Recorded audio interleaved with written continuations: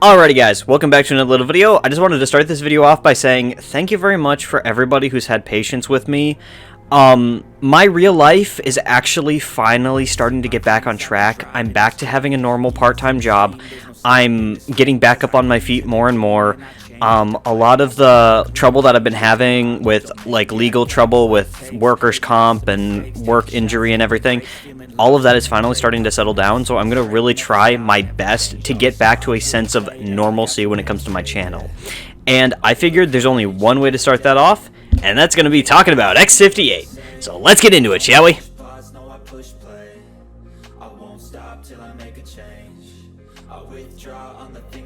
Okay, so today I wanted to talk about CPU and motherboard compatibility.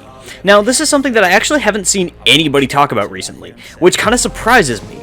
We're also going to be throwing RAM compatibility into this mix as well, because that's actually something that kind of applies to the Chinese motherboards as well as some of the OEM workstations, but not exactly to the overclocking motherboards. So let's first start off by talking about the overclocking motherboards and one of the issues that I have currently ran into, and that is Westmere Xeons not being compatible. Now, I know it might seem kind of weird that a generation of CPUs just simply doesn't work, but they don't. Now, the Westmere Xeons are essentially, from my understanding, kind of like the third generation of what x58 CPUs were. The first generation being Bloomfield, the second generation being Gulftown, and then the third generation being the Westmere chips. Now, I know for a fact that like the architecture is pretty much the same, but for some odd reason, something with the Westmere chips does not work on some overclocking motherboards. This is kind of how I came to this. If you guys remember my last video, I was talking about my EVGA classified motherboard and how for some odd reason it just would not take any 6-core. Well, that's not exactly true. After making that video, I decided I wanted to do a little bit of digging, and I found out something very interesting. A lot of early x58 motherboards simply did not come with compatibility for Westmere Xeons.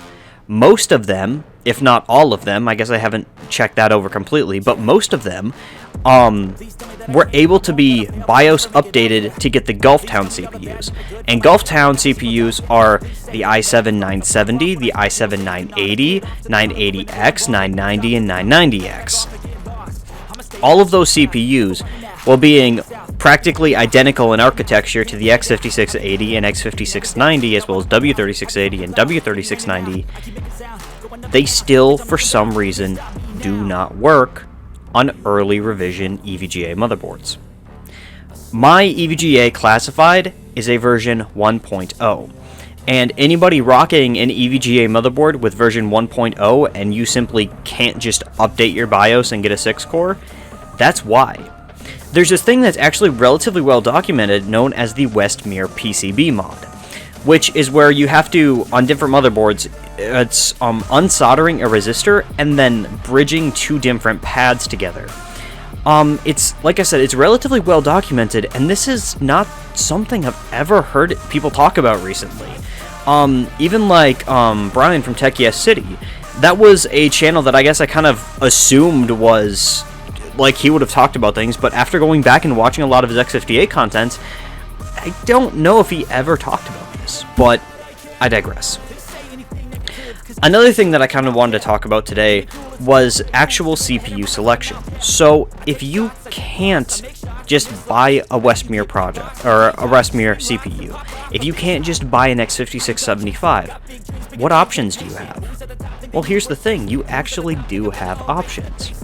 For example, simply updating your BIOS and then buying something like an i7-970. It is a 6-core, it doesn't have an unlocked multiplier, but if you're buying it for an overclocking motherboard and you're able to actually get a decent overclock out of your North Bridge, then it is an option. Or simply not going with a 6-core. I'm going to be doing a video about this, but from my understanding, the Bloomfield chips to the Westmere chips, there really isn't any difference in IPC.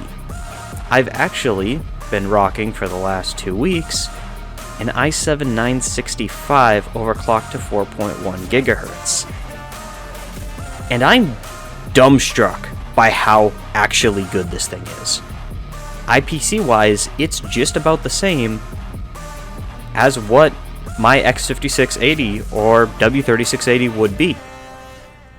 So there's going to be more videos coming in the very near future about x58 and an x58 computer build that might literally be my dream build, or at least mostly my dream build, but that'll come in the future.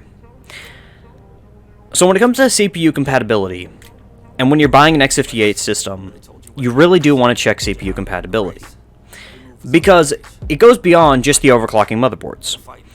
Take a look at something like the OEM workstations. Take, for example, the T3500. Now, the T3500 is a great workstation, and it can accept both W36, W35, x56, and x55 series CPUs. But if you go up to its bigger brother, the T5500, you cannot use a W36 or a W35 series chip. You are only able to use x56 and x55 because that motherboard is labeled as dual socket. That motherboard also allows you to use DDR3 ECC registered memory. The T3500 does not. Because let's not forget about the fact, and many people do forget about this, that there are essentially two memory controllers on x58. There's the one on the motherboard, as well as the one on your CPU. x56 series and x55 series CPUs can use ECC registered memory, while the W35 and W36 series cannot. That also ties into the Chinese motherboards. The Chinese motherboards that have wide range of CPU selection don't always have the greatest memory compatibility because of those CPUs. For example, I had learned that yes, you can overclock some of these Chinese motherboards with the W30 or W3680, but you can't use ECC registered memory. So you have to make a choice between desktop memory and overclocking, or cheaper server memory and no overclocking. Which is just kind of something that goes into the whole factor of picking your x58 parts. But as I said, there really isn't many people talking about this. For some odd reason, most people just make the assumption, update BIOS and then 6-core. But is 6-core always the right option? Well, not necessarily. Depending on what your application is, you might get just as much performance out of going for a higher core clock, 4-core, than a higher core count, 6-core, with a lower core clock.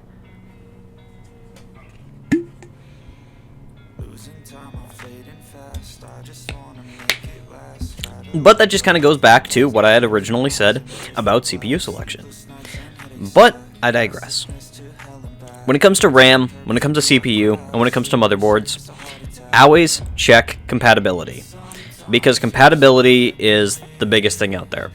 Not only compatibility, if you've got an original overclocking motherboard, make sure you're searching for the actual version number, as well as any other proper information labeled on the motherboard, such as its exact serial number. You can learn far more about doing something like that than just doing a quick Google search with the name. At first, when I was looking at the EVGA classified, they had said there was a bunch of different forums that had said that it was one of the best overclocking boards you could get your hands on.